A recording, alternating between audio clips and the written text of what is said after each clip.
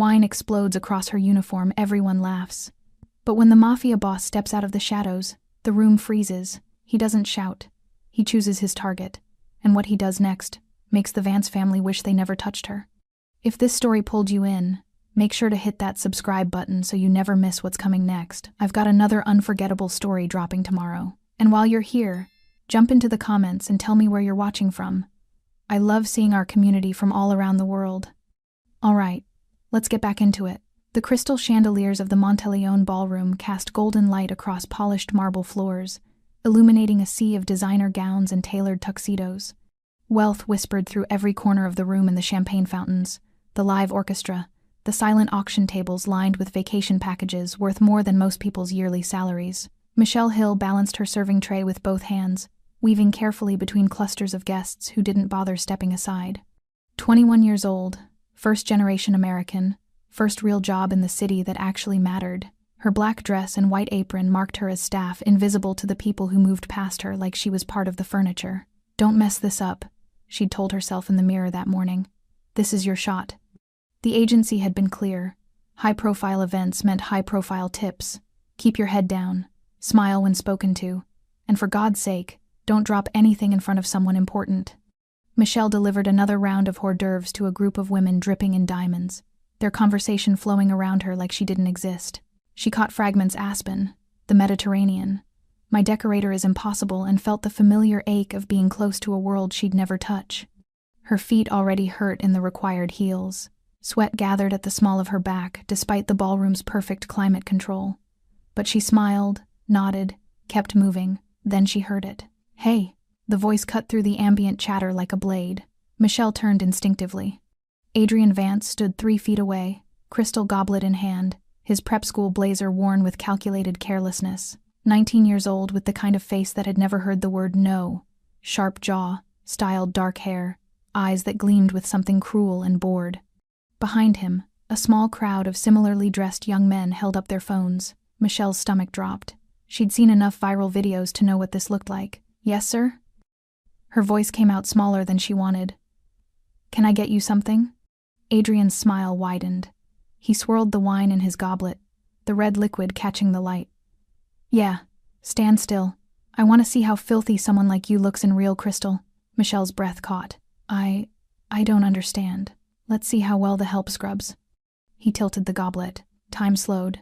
Dark red wine arced through the air, expensive Cabernet, the kind that cost more than her week's rent, and crashed over her head in a cold, shocking wave. It soaked through her hair, ran down her face, stained her white collar crimson. Droplets splattered across the marble floor. Gasps rippled through the nearby guests. Phones lifted higher. Someone laughed. Michelle stood frozen, hands still gripping her serving tray, wine dripping from her chin.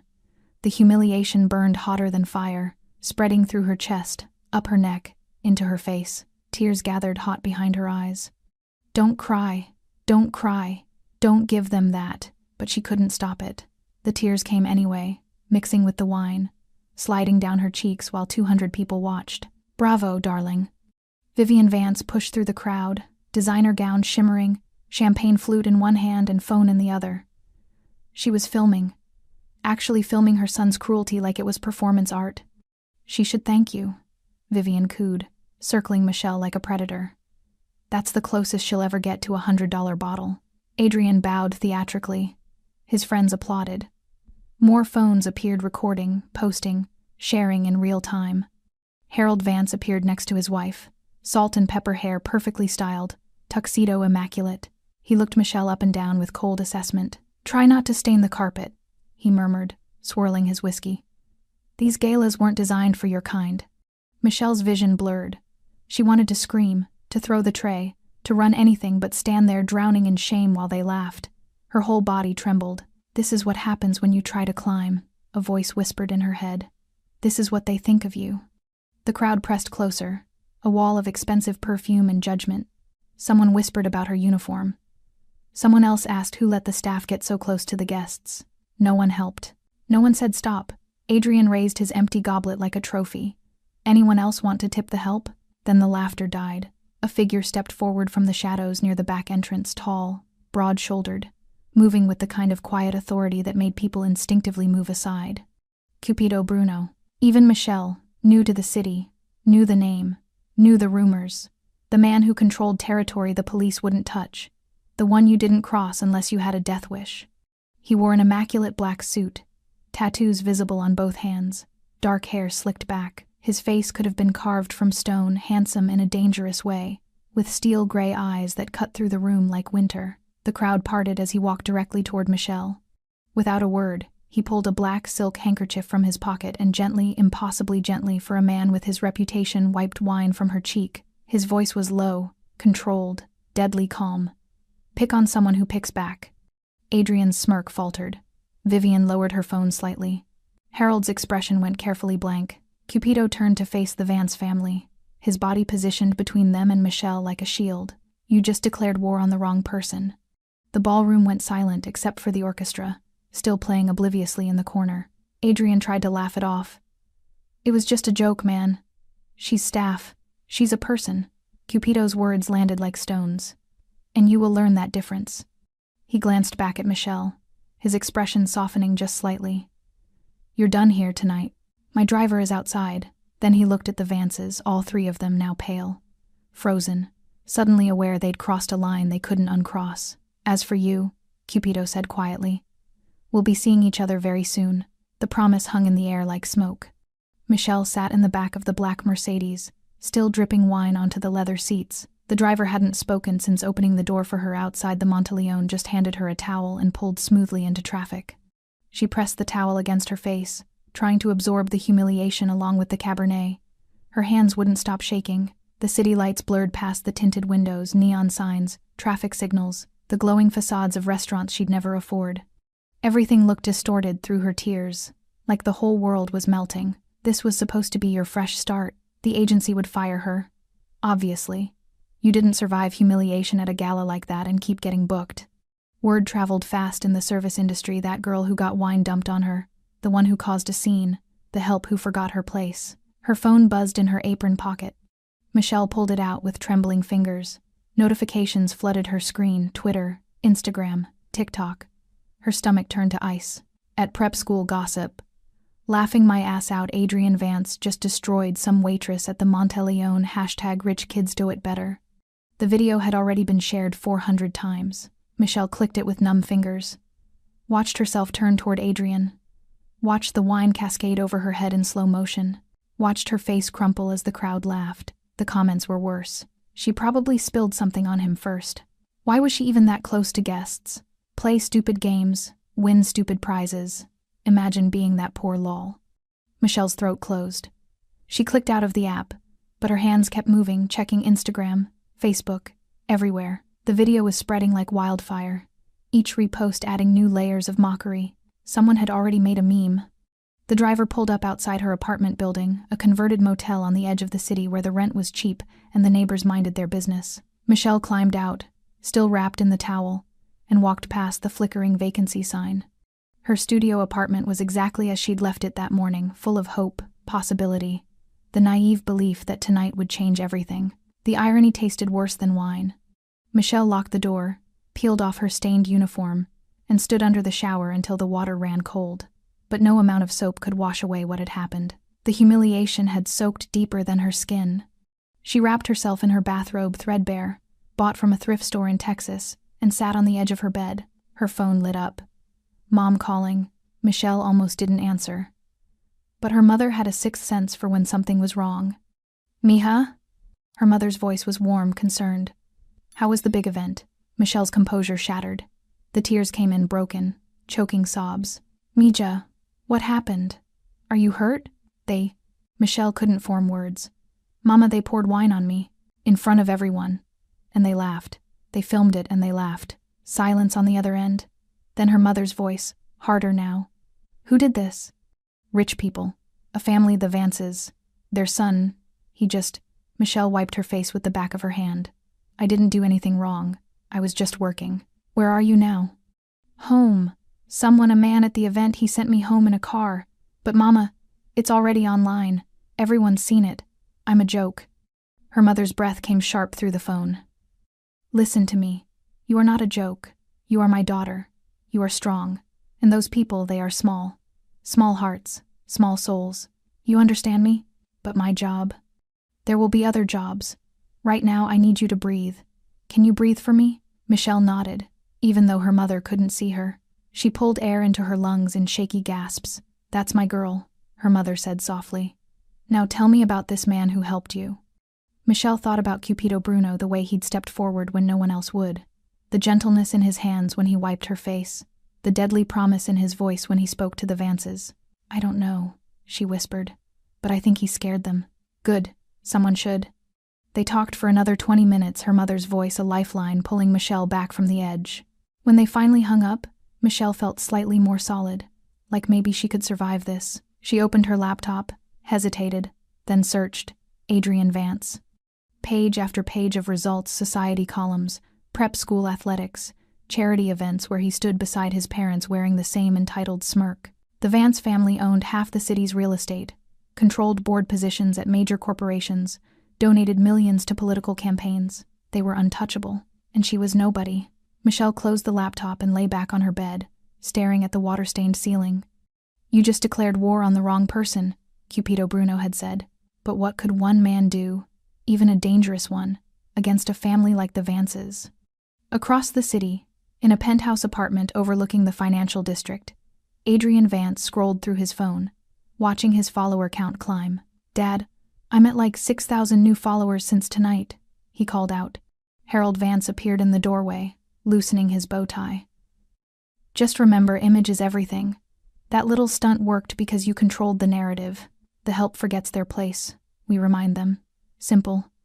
Vivian glided in behind him, already changed into silk pajamas. Did you see Bethany's comment? She said you were savage. That's the word they use now, right? Adrian grinned. Yeah, it's trending. His father poured himself a scotch. Tomorrow the story will be buried under something else, but the lesson sticks. That's how you maintain position. None of them noticed the headline that would appear in the morning business section. Vance Industries stock drops 3% in after-hours trading. Investors cite concerns over leadership. None of them knew that Cupido Bruno had already made 3 phone calls, and none of them understood that the wine poured tonight would cost them everything. Michelle woke to pounding on her door. For a moment, she thought she was still dreaming, trapped in the ballroom, wine pouring endlessly, laughter echoing through marble halls. But the pounding continued, sharp and aggressive. She grabbed her phone. 6:47 a.m. Michelle Hill, open up. Security. Her heart lurched. Michelle stumbled out of bed, pulled on yesterday's jeans, and cracked open the door with the chain still attached. 3 men in private security uniforms stood in the hallway. Behind them, 2 police officers. Michelle Hill? The lead security guard, broad-shouldered, crew-cut, expressionless, held up an ID badge. Monteleone Hotel Security. We need you to come with us. I what? Why? One of the police officers stepped forward, older, weathered face. Ma'am, there's been a theft reported. We need to ask you some questions. Theft? I didn't steal anything. Then you won't mind if we take a look inside. Michelle's hands went numb. Do you have a warrant? The security guard's expression hardened. We can do this easy or complicated. Your choice. The officer placed a hand on his belt, near his handcuffs. We have probable cause based on surveillance footage. You can cooperate here, or we can take you to the station and search your residence with a warrant. Either way, this is happening. Michelle's mind raced. She thought about calling someone, but who? Her mother was 1,500 miles away. She didn't have a lawyer, didn't have anyone in this city except... She thought of Cupido Bruno's steel-gray eyes. You just declared war on the wrong person, but he was a stranger. A dangerous stranger who'd helped her once. She couldn't call him. Could she? Fine. Michelle stepped back, hands shaking. But I didn't take anything. They pushed past her into the tiny studio, 5 men filling the space, making it feel even smaller than it was. They moved efficiently, professionally, pulling open drawers, checking under the mattress, rifling through her closet. The lead security guard went straight for her work bag, the black canvas tote she'd carried last night. He unzipped it and pulled out a velvet jewelry box. Michelle's blood turned to ice. That's not mine. The guard opened the box. Inside, a diamond bracelet caught the morning light streaming through her window. Easily 20 carats, platinum setting. The kind of jewelry that cost more than her entire year's rent. That's not mine, Michelle repeated, louder. I've never seen that before. Someone planted it. The officer pulled out handcuffs. Michelle Hill, you're under arrest for grand theft. You have the right to remain silent. I didn't take it, Michelle's voice cracked. Please, I didn't check the cameras. Check anything. I didn't steal that bracelet. We did check the cameras. The security guard pulled out a tablet, turned it toward her. The footage showed the Monteleone ballroom from a high angle. Grainy, black and white. Michelle watched herself move through the crowd with her serving tray, watched herself pause near a table where Vivian Vance had set down her clutch purse. The video showed Michelle's hand reaching toward the purse just for a second, barely visible, then pulling back. No. Michelle shook her head violently. No, I didn't. That's edited. That has to be edited. I never touched her purse. But even as she said it, doubt crept in. Had she adjusted something on that table? Had she moved the purse to set down a tray? She couldn't remember. The night was a blur of humiliation and tears. The officer clicked the handcuffs around her wrists, the metal bit cold into her skin. Wait, please. Michelle's voice broke. Just let me call someone. Let me call. You can make your phone call at the station. They walked her out through the apartment building hallway in handcuffs. Her neighbors, the single mother in 2B, the elderly man who always said good morning, stood in their doorways, watching, judging. Michelle kept her head down, tears streaming freely now.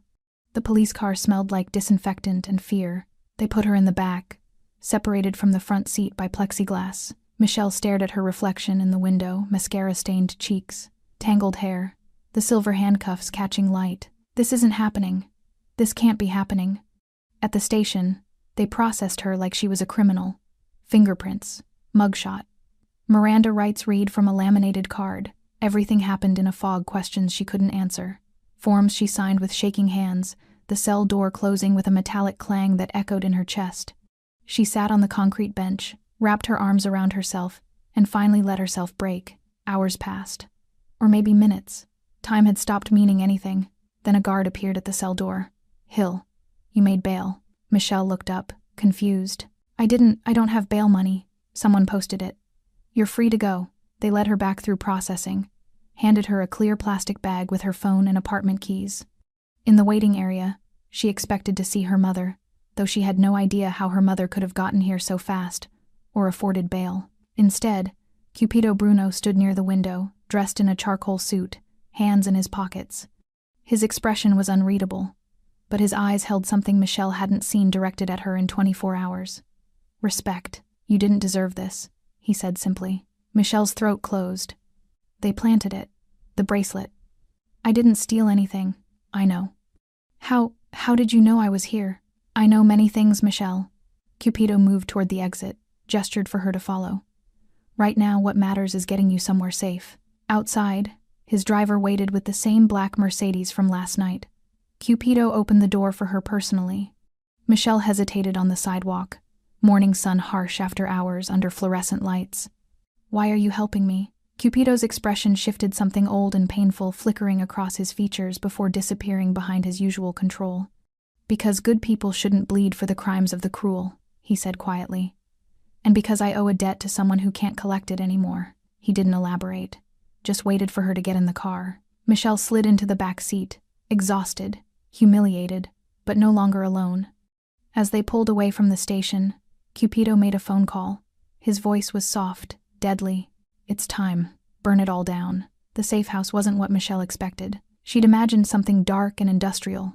Concrete walls, armed guards, the kind of place you saw in crime movies. Instead, Cupido's driver pulled up to a renovated brownstone in a quiet neighborhood where tree branches stretched over brick sidewalks. This way.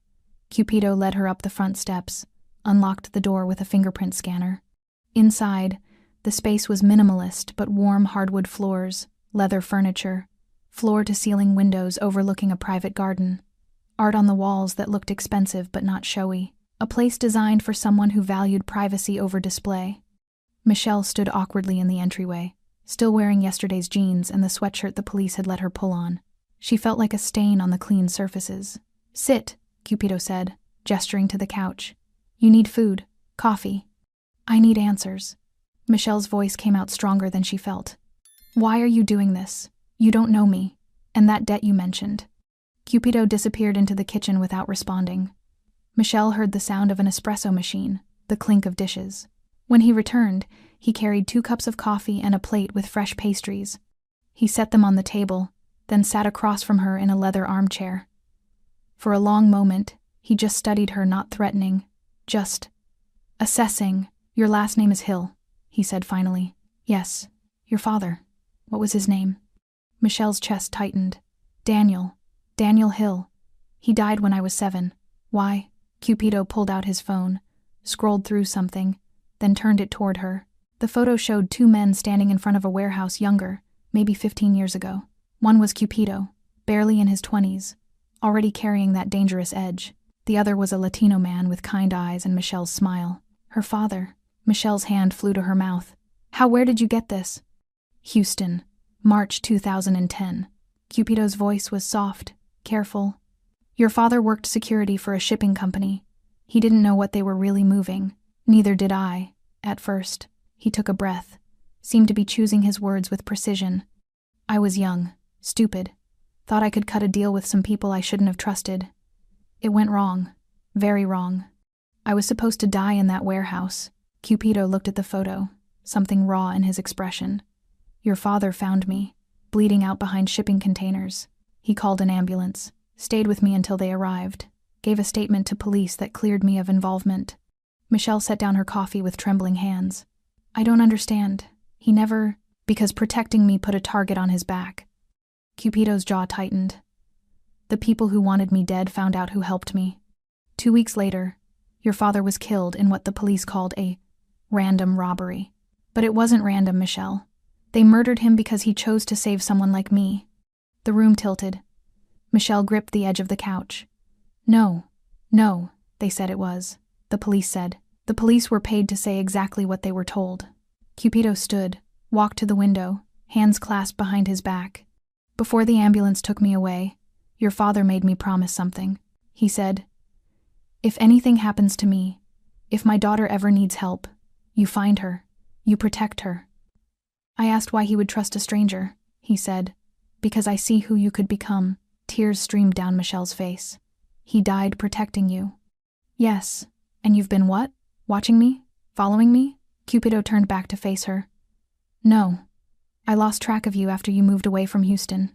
Your mother was smart, she changed addresses, kept you away from that life. But when you moved to this city 6 months ago, I was notified. I don't monitor you, Michelle. But I made sure that if you ever appeared on my radar in trouble, I would know." "The gala. I attend the Monteleone Foundation event every year. Obligation.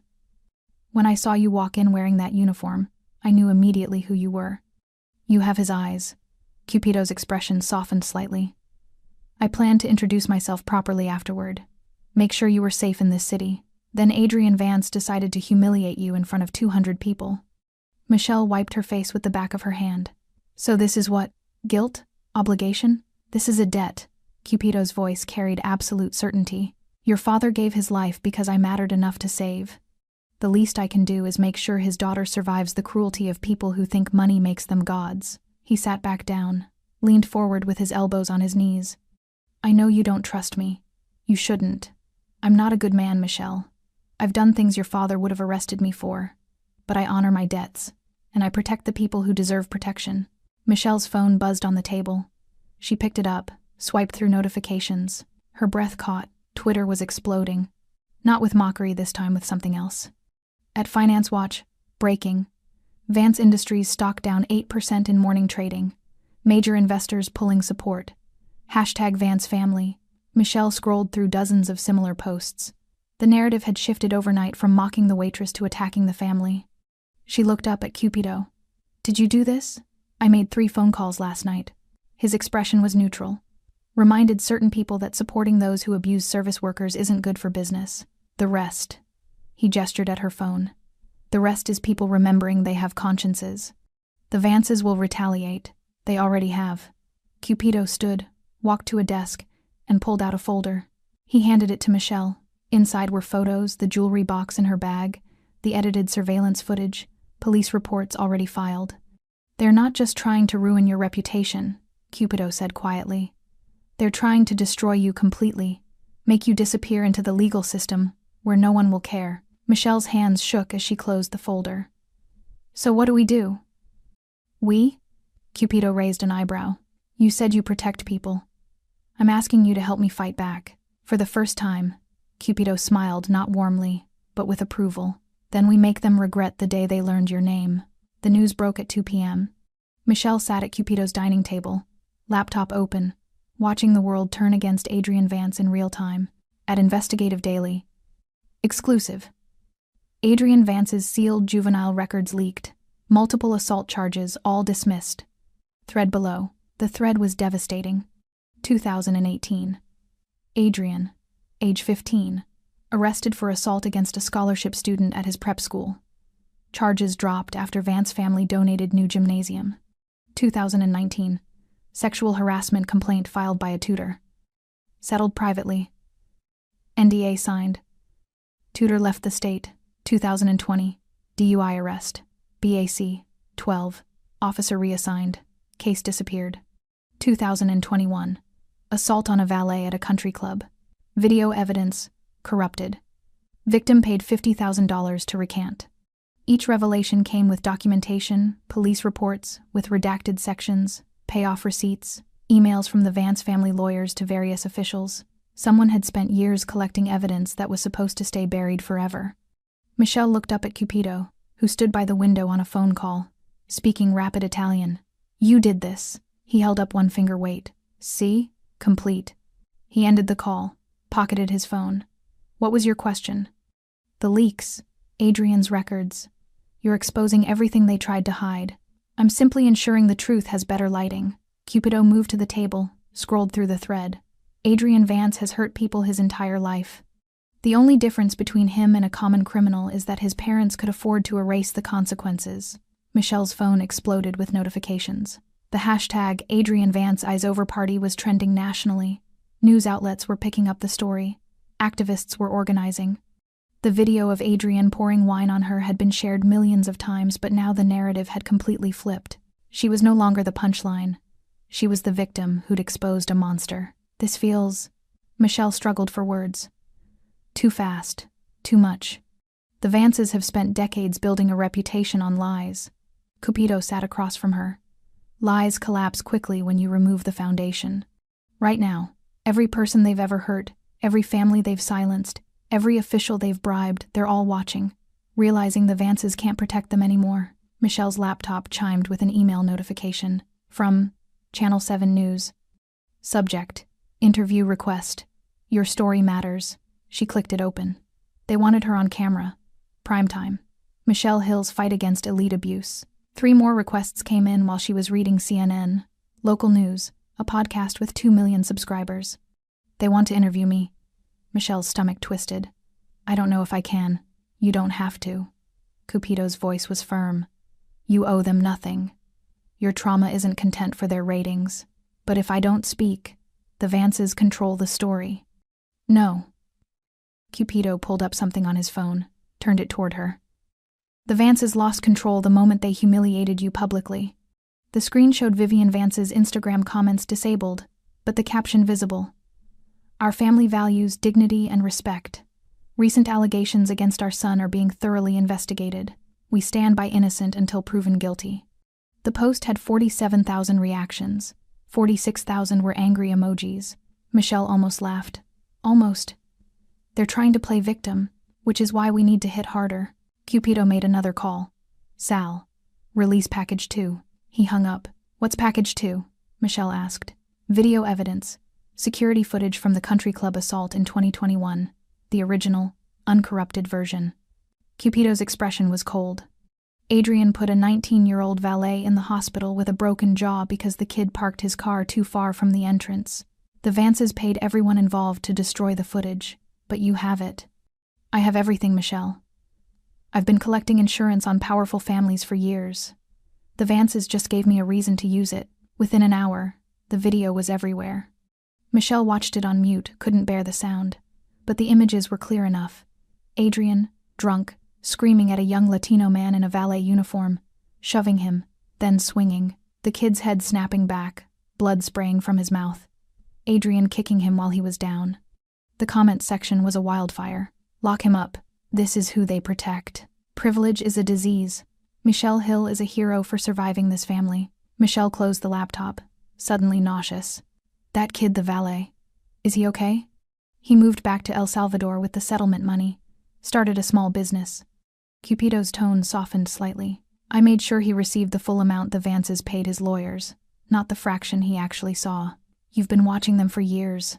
I watch everyone who might become a problem. Michelle stood, walked to the window. Outside, the private garden was peaceful, roses blooming, a stone fountain trickling water, everything calm while the world burned digital. My mom called, Michelle said quietly. 6 times. I haven't answered. She's worried. She's terrified, she thinks. Michelle's voice cracked. She thinks they'll kill me like they killed Dad. Cupido moved to stand beside her, not touching, just present. Your father died because I was careless, arrogant. I thought I was invincible. His reflection in the window was hard, haunted. I won't make that mistake with you. The Vances come near you. They don't walk away. That's what I'm afraid of. Michelle turned to face him. You're starting a war, Cupido. People could die. People already have died. They just had the wrong last names, so nobody cared. His steel-gray eyes met hers.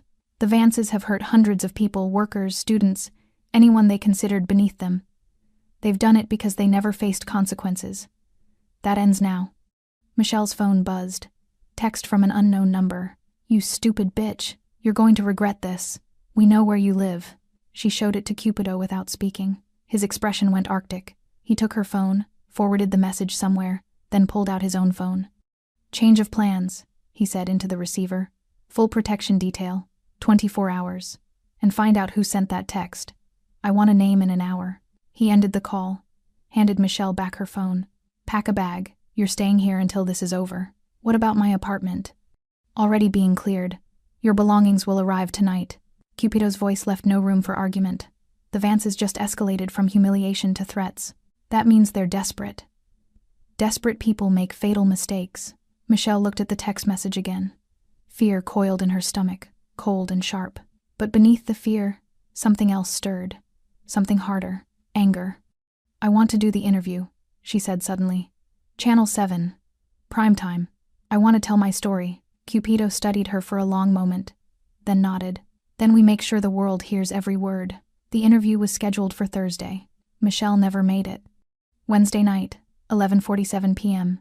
She left Cupido's brownstone against explicit orders. Just for an hour, she'd told herself, just to clear her head. The walls were closing in. The viral videos, the constant notifications, the weight of becoming a symbol instead of a person. She needed air that wasn't filtered through security protocols. Cupido's driver had been dismissed for the evening. The protection detail wouldn't arrive until midnight shift change. Just a small window. Just enough time for a walk around the block. Michelle made it half a block before she realized her mistake. The street was too quiet. No cars. No pedestrians. The neighborhood that had felt safe in daylight now pressed in from all sides, dark brownstones, shadows pooling between streetlights, the distant hum of traffic that somehow made the silence worse. She turned back toward the safe house. A black SUV pulled around the corner. No headlights. Michelle's heart kicked into overdrive. She walked faster. The SUV accelerated, jumped the curb, cut her off. 3 men poured out ski masks, tactical gear, moving with military precision. No shouting, no warning, just efficient violence. Michelle ran, her sneakers slapped against pavement. Behind her, footsteps heavy, fast, getting closer. She screamed, but the sound died in the empty street. Hands grabbed her jacket, yanked her backward. Michelle twisted, threw an elbow, connected with something solid. The man grunted but didn't let go. Got her. Bring the van. Another vehicle appeared, white panel van. No plates. The rear doors swung open. Terror flooded Michelle's system, sharp and animal. She kicked, bit, clawed anything to avoid being pulled into that van, because she knew with absolute certainty that if they got her inside, she would disappear. Another case gone cold. Another victim the Vance's money had erased. Stop fighting, bitch. Then gunfire shattered the night, not toward Michelle, toward the van. Bullets punched through the side panel, spiderwebbed the windshield. The driver dove out, scrambled for cover. More gunshots. The man holding Michelle released her, reaching for his own weapon. Michelle hit the ground, covered her head. Through the chaos, she heard a voice, Cupido's lieutenant, Sal, shouting in rapid-fire Italian. Return fire! Screaming. The screech of tires. Hands grabbed her again, but gentle this time. You're okay. I've got you. Sal pulled Michelle to her feet, shielded her body with his own, moved her quickly toward an armored car that had appeared from nowhere. Michelle's legs wouldn't work properly. Sal half-carried her into the back seat, slammed the door. Drive, now. The car peeled away from the curb. Michelle looked back through the rear window. 2 of the masked men were down, not moving. The others had scattered.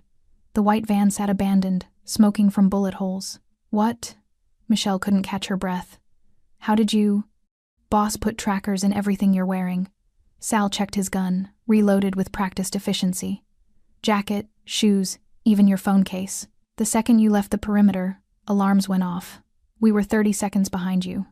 30 seconds. The difference between rescue and disappearance. Michelle's hands trembled violently. Shock was setting in, cold spreading through her limbs, her teeth chattering despite the car's heat. Sal pulled off his jacket, wrapped it around her shoulders. Breathe. You're safe now. They were going to... Michelle couldn't finish the sentence.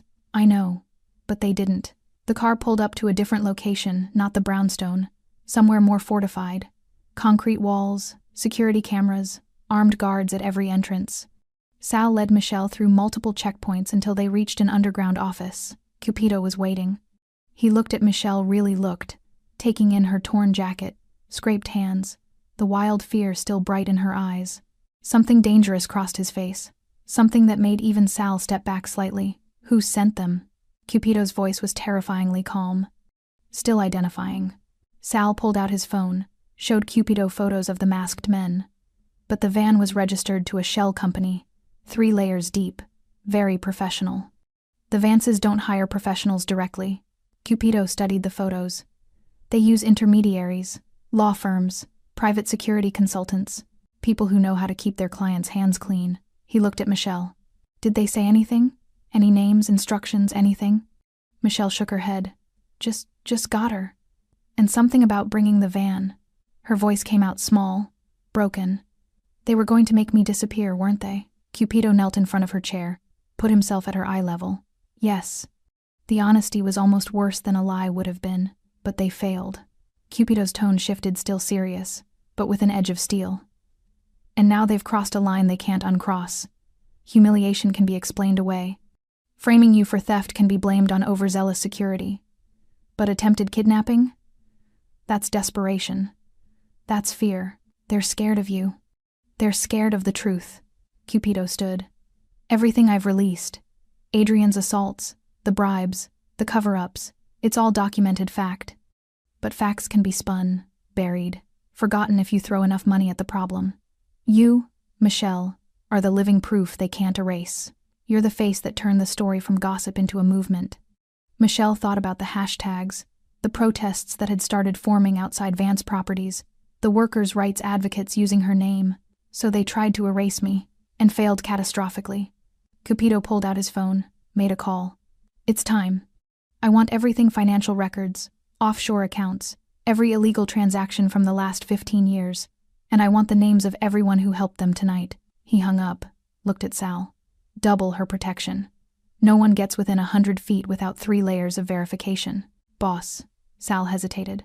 If we keep escalating, they might try something more extreme. Let them try. Cupido's expression went cold. Every move they make now proves what we've been saying. They're criminals hiding behind expensive suits and charity foundations. And I'm going to strip away every layer of protection until the whole world sees exactly what they are. Michelle pulled Sal's jacket tighter around her shoulders. Her fear was transforming into something harder, sharper. She thought about the white van, the efficiency of those men, how close she'd come to vanishing forever. I still want to do the interview, she said quietly. Both men looked at her. Michelle, Cupido started. No. Her voice was stronger now. They just tried to kidnap me because I'm telling the truth. Because I matter to your war against them. So let me fight. Let me tell everyone exactly what happened tonight. Let the world see how far they're willing to go. Cupido studied her for a long moment. Then slowly, he nodded. Thursday. Prime time. But we do it from here with full security. And Michelle? His steel-gray eyes held hers. After tonight, there's no going back. You understand that? Michelle thought about her father, about the debt he'd died for, about every person the Vances had hurt and erased. Good, she said. I don't want to go back. The interview aired at 8 p.m. Thursday. By 8:03, it had become the most watched live stream in Channel 7's history. Michelle sat across from journalist Patricia Moreno in Cupido's secure location, a room transformed into a professional studio, complete with lighting, cameras, and armed guards just off-screen. She'd chosen to wear simple clothes, jeans, a white blouse, minimal makeup. She wanted to look like herself, not a polished version the media could dismiss. Patricia leaned forward, voice gentle but direct. "Michelle, thank you for speaking with us. I know the past week has been traumatic. Can you tell us what happened the night of the Monteleone Gala?" Michelle took a breath. In the control room, Cupido watched multiple screens, the live feed, social media reactions, security cameras.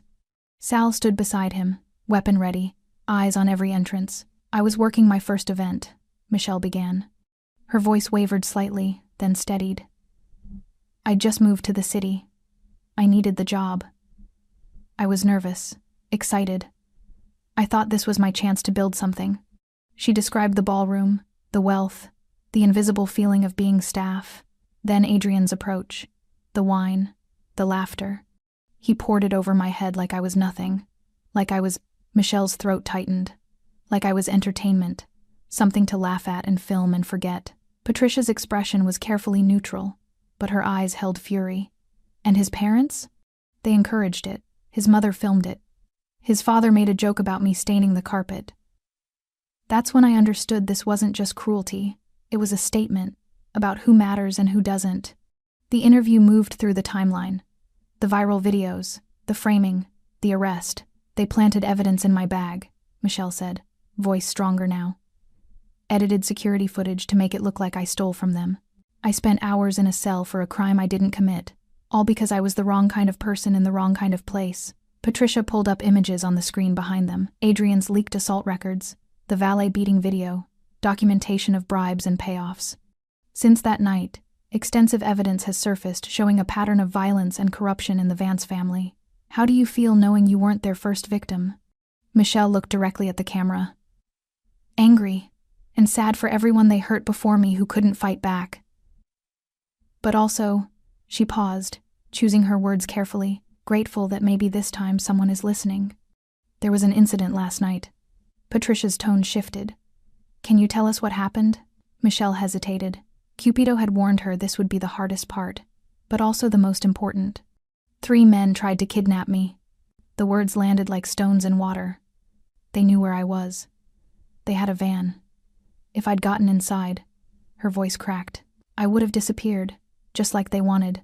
Patricia pressed forward. "Do you have proof of this alleged kidnapping attempt?" "Yes." Michelle nodded to someone off camera. The screen behind her changed. Security footage appeared crystal clear, from multiple angles. The black SUV cutting her off, the masked men grabbing her, the white van pulling up, the gunfight, everything. But there was more. Additional footage began playing from inside the white van, recovered from the vehicle's dashboard camera. Audio of the men receiving instructions via radio. "Target is the Hill girl. Extraction only. No witnesses. Client wants her gone before the interview." Patricia's professional composure slipped. "And you believe the Vances ordered this? The shell company that owned the van? It's owned by another company. That company is owned by Vance Industries' private security division." Michelle pulled out documents, held them up to the camera. "We have the paper trail." Cupido had taught her well. Present facts, show evidence, let the audience draw their own conclusions. The interview continued for 40 minutes, Michelle describing her father's death, the connection to Cupido Bruno, why she refused to disappear quietly. "Some people say you're being used," Patricia said carefully. "That powerful people are fighting through you. That you're a pawn in someone else's war." Michelle met her eyes. "I'm not a pawn.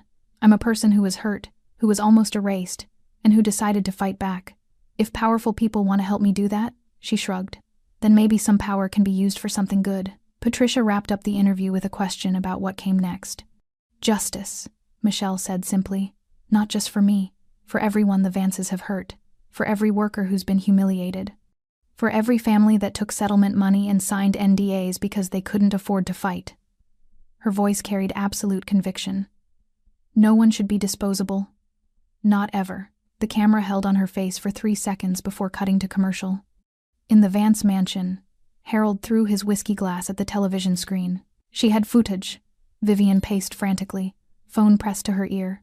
Our lawyers said they promised us. Adrian sat on the couch, pale, scrolling through his phone with shaking hands. Every notification was another person turning against him. Friends unfollowing, brands cutting ties, death threats flooding his DMs. Dad, his voice cracked. Dad, they're saying I should go to prison. They're comparing me to— Shut up. Harold's voice was ice. Both of you, shut up while I think. His phone rang. Unknown number. He answered anyway. Mr. Vance. The voice was unfamiliar, professional. This is Special Agent Morrison with the FBI. We'd like to schedule a time for you and your family to come in for questioning regarding— Harold hung up. The phone rang again immediately. Different number. FBI again. Then another call. And another. Federal agents, state investigators, the IRS, the SEC. Cupido had unleashed every alphabet agency at once. Vivian collapsed into a chair. We're finished. No. Harold's jaw tightened. We're not finished. We're Vance's. We own this city. His phone lit up with a news alert. Breaking. Major Vance Industries investors announce withdrawal of support. Stock in freefall. Company faces potential bankruptcy. At the secure location, Cupido turned off the monitors. It's done, Sal said quietly. No. Cupido watched Michelle through the observation window as makeup artists removed her microphone. This is just the beginning. They'll try to fight back. They always do. And if they come harder— Cupido's expression went cold. Then I stopped playing nice. Michelle emerged from the studio, exhausted but standing tall. She looked at Cupido. How bad? Their stock is collapsing. FBI is calling.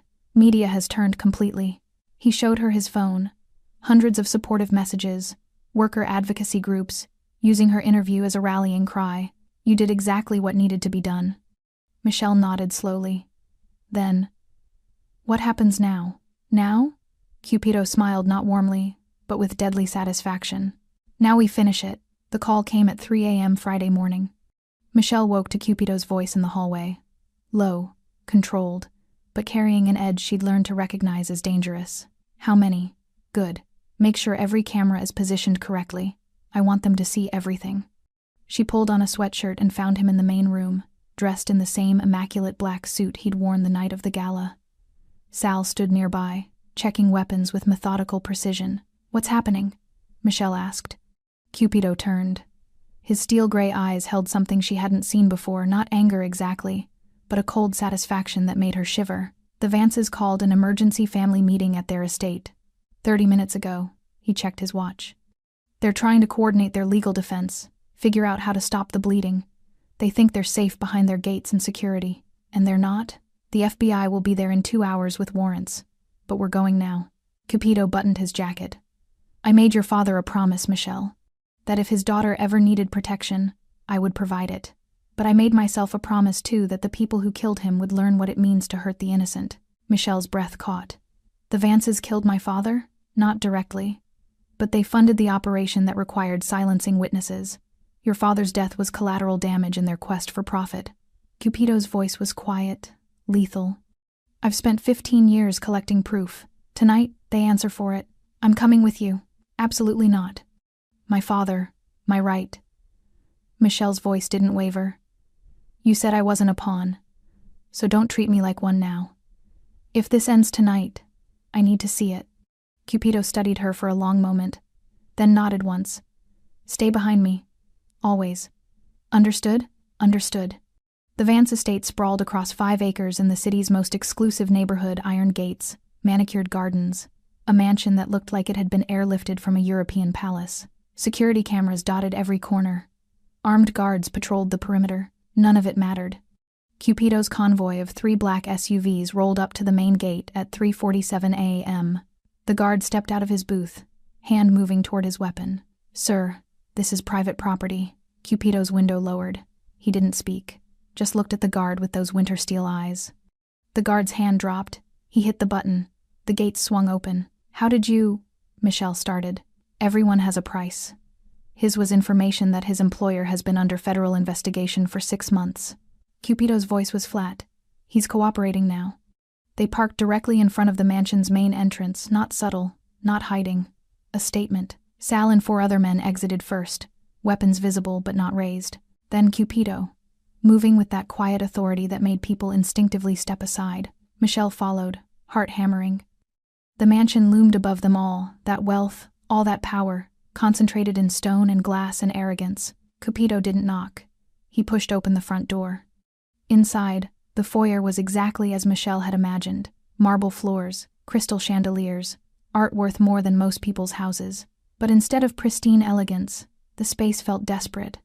Lights blazing at 4 a.m., voices shouting from deeper in the house, the smell of fear masked by expensive cologne. A private security guard rushed forward. "Sir, you can't." Sal moved like liquid. One moment the guard was reaching for Cupido. The next he was on the floor, weapon removed, arm twisted behind his back. "Stay down," Sal said quietly. "This doesn't concern you." Cupido walked through the house like he owned it. Michelle stayed close, trying to match his confidence even as her legs trembled. They found the Vances in the ballroom. The same ballroom from Michelle's nightmares. Same chandeliers, same marble floors, but stripped of the crowd, the music, the performance of civility. It looked smaller somehow, just a room where cruel people had laughed at cruelty. Harold Vance stood near the windows, phone pressed to his ear, arguing with someone about legal options. Vivian sat on a velvet couch, makeup smeared, expensive gown wrinkled. Adrian paced near the bar, drinking straight from a bottle of vodka despite his age. All three froze when Cupido entered. "Get out." Harold's voice tried for authority but landed on panic. "You have no right to be here. I'll have you arrested for breaking and entering. Sit down." Cupido's words weren't loud, but they carried absolute command. Harold's mouth opened, closed. Something in Cupido's expression made him slowly lower himself into a chair. Vivian found her voice. "You can't just walk into our home. We have rights. We have lawyers. You have nothing." Cupido moved to the center of the room, his men positioned at every exit. "No more politicians taking your calls. No more investors believing your promises. No more police looking the other way. Every protection you bought is gone." Adrian threw the vodka bottle. It shattered against the wall. "This is your fault. You're the one who started this. That bitch meant nothing." Michelle stepped forward before she could stop herself. "My name is Michelle Hill, and I'm standing right here." Adrian's eyes found her. Recognition flared, then shame, then rage, trying to mask the shame. "You ruined my life," he spat. "No." Michelle's voice was steady despite her racing heart. "You ruined your own life. I was just the first person who didn't disappear when you tried to erase me." Cupido raised a hand. Sal activated something on his phone. The ballroom's massive television screen flickered to life. "What is this?" Harold demanded. "The truth you've spent millions to bury." The screen showed documents, financial records, shell company transactions, money trails leading back 15 years. To Houston, to the warehouse where Michelle's father had died. Vance Industries needed that warehouse for pharmaceutical trafficking, Cupido narrated, voice clinical. Mexican cartels supplying, European distributors buying, with you as the middleman. Daniel Hill stumbled onto the operation while working security. He reported it. "You had him killed." That's ridiculous," Harold stammered. "We would never." Witness statements. The screen changed. Bank records showing payments to the men who murdered him.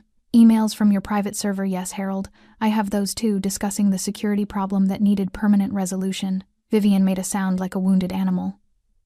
"You can't prove." "I can prove everything."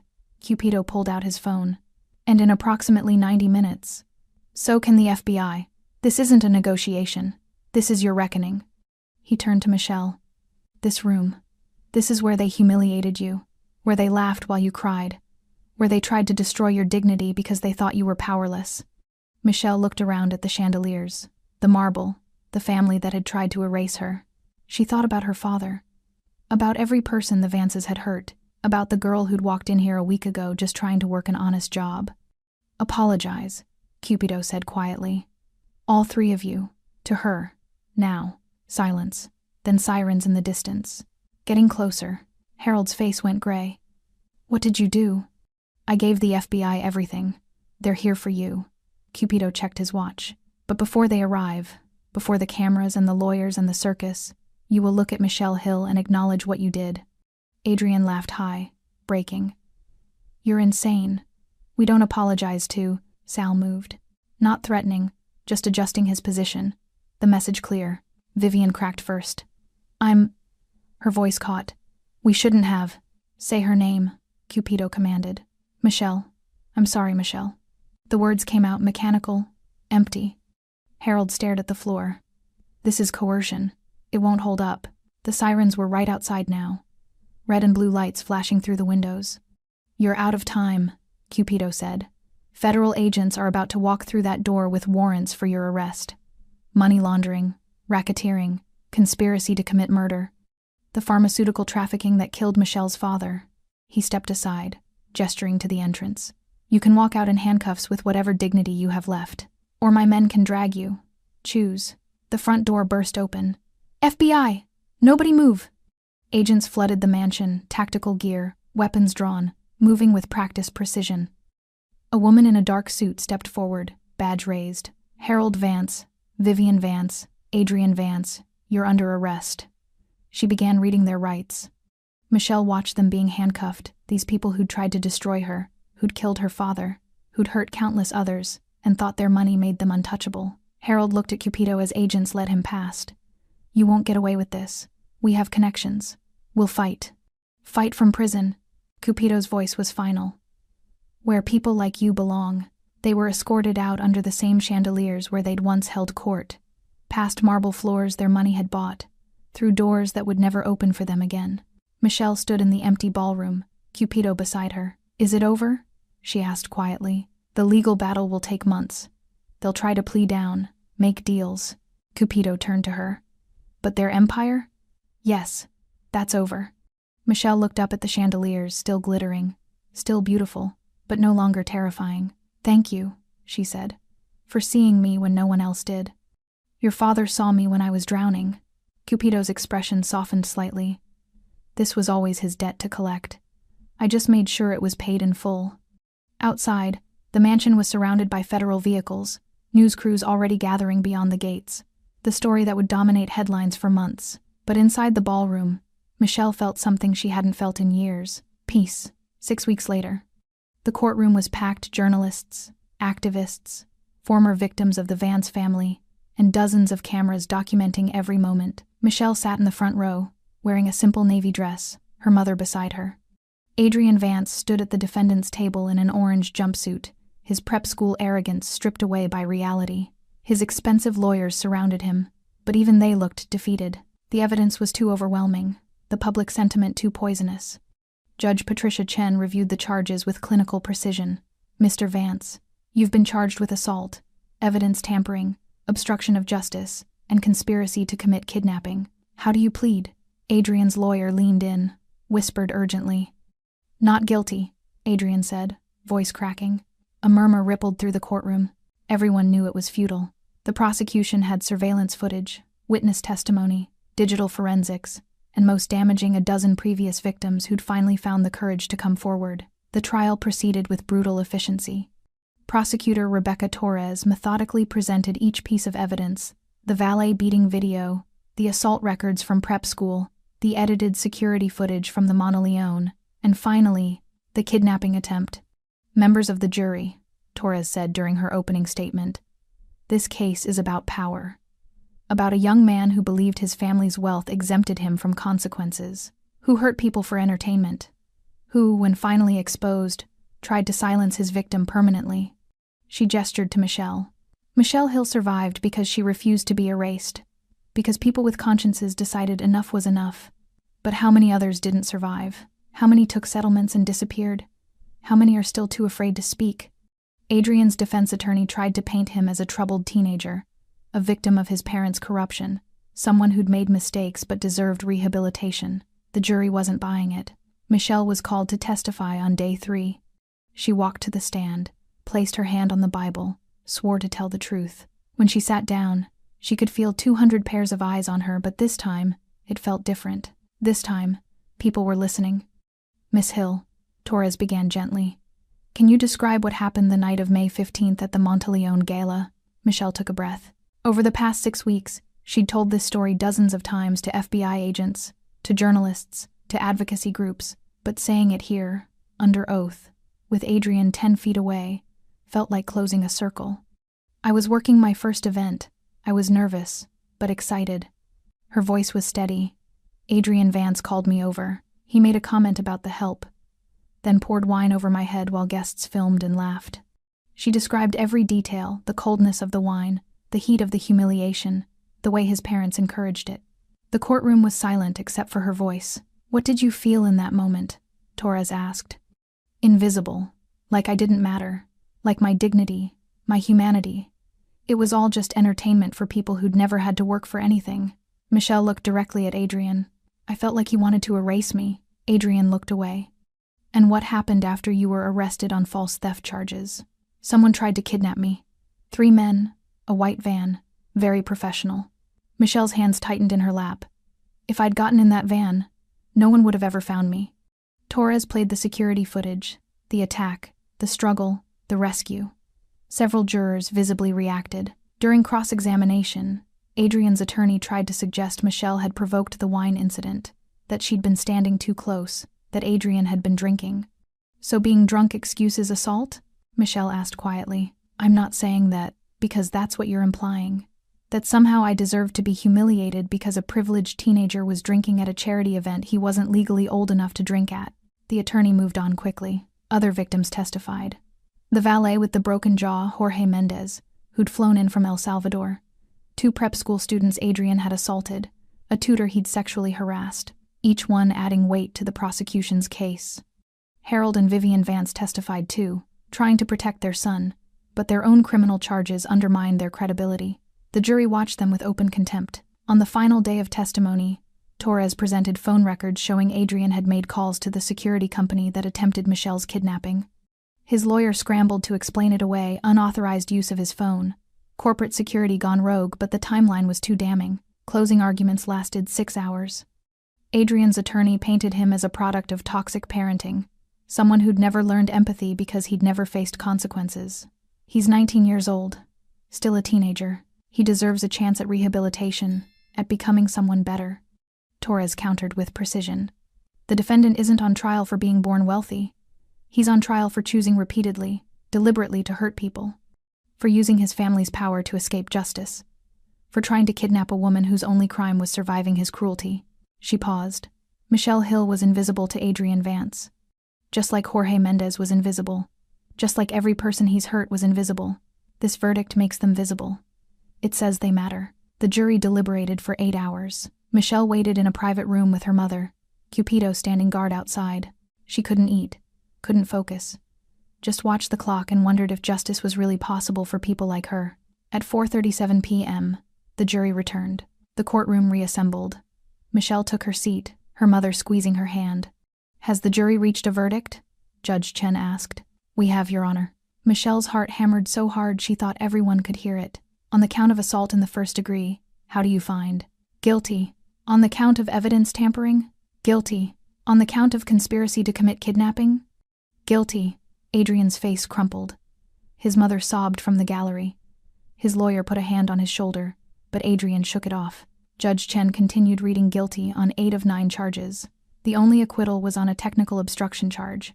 Mr. Vance, Judge Chen said, you will be remanded to custody until sentencing. Bail is revoked. Guards moved forward. Adrian stood on shaking legs as they handcuffed him. As they led him past Michelle's row, he stopped, looked at her with red-rimmed eyes. I'm sorry, he whispered. I'm so sorry. Michelle didn't respond, didn't nod, just held his gaze until the guards pulled him away. Outside the courthouse, a crowd had gathered protesters with signs reading, Justice for Michelle, and no one is disposable. News crews fighting for position, worker advocacy groups chanting. Michelle emerged with her mother, Cupido a step behind. The crowd erupted in cheers. A reporter thrust a microphone toward her. Michelle, how do you feel about the verdict? Michelle paused on the courthouse steps. Behind her, the building where justice had finally been served. Before her, hundreds of people who'd turned her trauma into a movement. I feel seen, she said simply. For the first time since this started, I feel like someone who matters. What's next for you?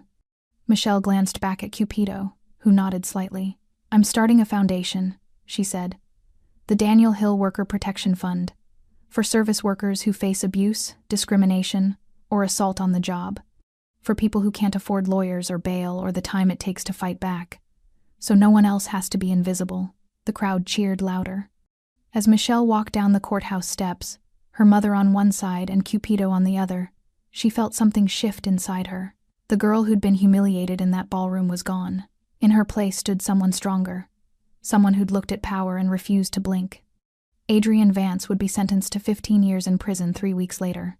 But for Michelle, justice had already been served the moment the jury said those 2 words, guilty. 1 year later, the Monteleone ballroom glowed with the same golden light Michelle remembered: crystal chandeliers, marble floors, the soft murmur of conversation among guests in evening wear.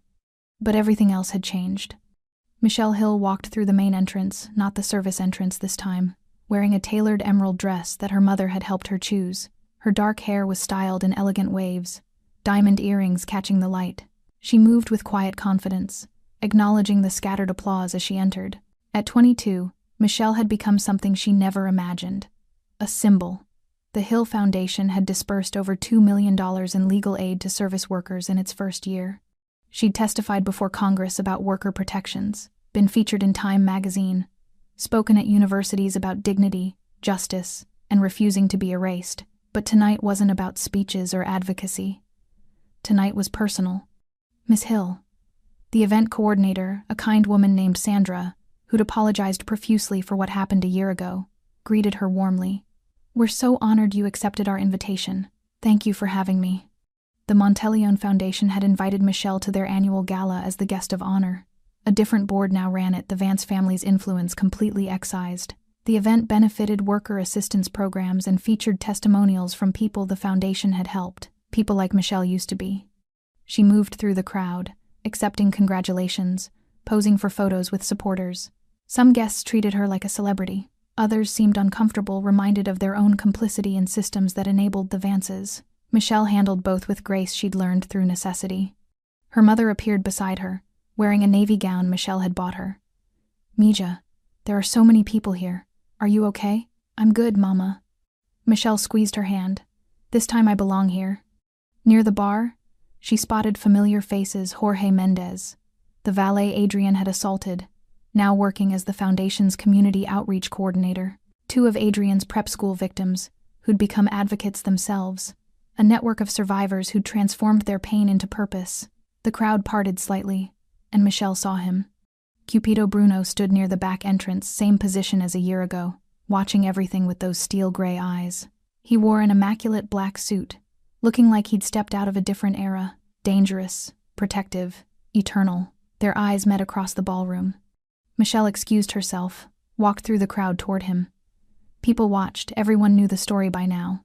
The Mafia boss who'd waged war for a waitress, but no one interfered. "You came," Michelle said when she reached him. "I was invited." The corner of Cupido's mouth lifted slightly. "Though I suspect some board members are regretting that decision. Let them be uncomfortable. You're the reason any of this exists." "No." Cupido's voice was firm. "You're the reason. I just removed obstacles." They stood in comfortable silence for a moment, watching the gala unfold around them. So similar to last year, yet completely different. "The Vances?" Michelle asked quietly. "Harold and Vivian are in federal prison, 15 and 12 years respectively. No parole." Cupido's tone was matter-of-fact. Their assets were seized, divided among their victims as restitution. The mansion was sold. Vance Industries dissolved. And Adrian? Still serving his sentence. Eligible for parole in 8 years if he demonstrates rehabilitation. Cupido looked at her. "He writes you letters?" Michelle nodded. She'd received dozens, all unopened, stored in a box she wasn't ready to face. "I don't know if I'll ever read them." "You don't have to. Forgiveness isn't mandatory." "Did you forgive them?" Cupido was quiet for a long moment. "I don't forgive people who hurt the innocent, but I sleep better knowing they can't hurt anyone else." Michelle thought about her father, about the debt that had brought her here, the man she'd never really known but whose protection had saved her life. "My father would have liked you," she said softly. "Your father was me, before I became this." Cupido gestured at himself. He saw potential for something better. "I try to honor that." A bell-chimed dinner was being served. The crowd moved toward the tables. "Join us," Michelle said. "There's a seat at the head table. I don't do well with formality." Neither did I. A year ago, I was serving these people. Now I'm sitting with them. Michelle smiled, genuine. No performance. Come on, you've earned it. Cupido hesitated, then nodded. They walked to the head table together. Michelle's mother was already seated, along with foundation board members, major donors, and survivors the foundation had helped. There was an empty chair between Michelle and her mother, the seat of honor. Cupido sat carefully, looking distinctly uncomfortable among the formal place settings and flower arrangements. Michelle's mother leaned over. Mr. Bruno, thank you for protecting my daughter. Senora Hill. Cupido's voice softened. Your husband saved my life. Protecting Michelle was the least I could do. Still, you gave her a chance when everyone else looked away. Her mother's eyes were bright. That matters. Dinner proceeded with speeches, testimonials, updates on the foundation's work. Michelle gave a brief address thanking supporters, highlighting victories, acknowledging that the fight for worker dignity was ongoing. When dessert was served, she found herself looking around the ballroom at the same chandeliers, the same marble floors where she'd once stood dripping wine and tears. You're quiet, Cupido observed. Just thinking. Michelle turned to him. A year ago I was invisible here. The help, someone to ignore or mock. Now I'm the guest of honor. It's surreal. You were never invisible. You just hadn't found the right people to see you. Thank you for being one of those people. Your father made me promise. I don't break promises to the dead. Michelle watched the crowd, so many faces that had witnessed her humiliation now celebrating her strength. It felt like vindication and sadness mixed together. Do you ever wonder what would have happened if you hadn't been there that night? She asked. Cupido considered this. Someone else would have helped eventually. You're too strong to stay down. I don't feel strong. The strong rarely do. He looked at her seriously. Strength isn't feeling invincible. It's standing back up after being knocked down. You've done that every day for a year. The evening wound down. Guests began leaving, thanking Michelle, promising donations, taking photos. Through it all, Cupido remained nearby, not hovering, just present, a guardian who'd never stopped watching.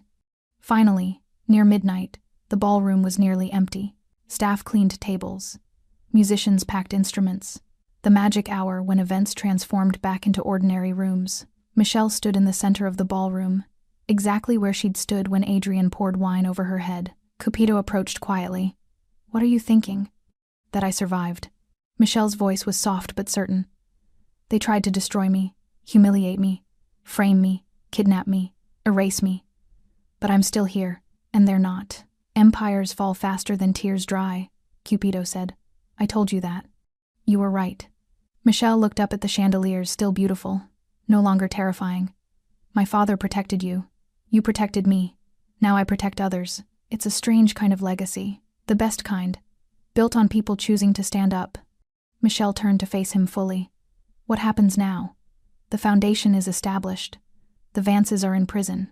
Your debt is paid. Cupido smiled, rare, genuine. My debt to your father is paid. But I think I've developed a personal interest in seeing you continue this work, if you'll allow me to remain involved. As what? My guardian angel with tattoos? Something like that. Michelle laughed, really laughed. The kind that comes from relief and joy mixed together.